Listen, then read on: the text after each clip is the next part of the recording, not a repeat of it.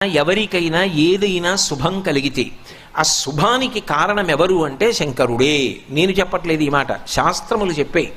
శుభములన్నీ కుప్పలు తెప్పలుగా ఆయన పాదముల దగ్గర పడి ఉంటాయిట.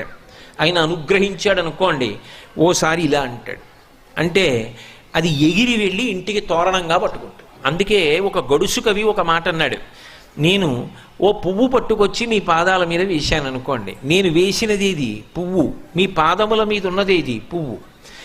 నేను ఒక పువ్వు పట్టుకెళ్ళి మల్లికార్జున లింగం మీద వేశాను అనుకోండి, పరమ ప్రేమతో వేశాను అనుకోండి, ఆ పువ్వు ఓ ఏడాది తర్వాత నా ఇంటి మనవడు. నేను ప్రేమతో వేసిన పువ్వు 2 ఏళ్ల తర్వాత నా ఇంట్లో మనవరాలు. నేను ప్రేమతో వేసిన పువ్వు నేను కట్టుకునే ఒక ఇల్లు.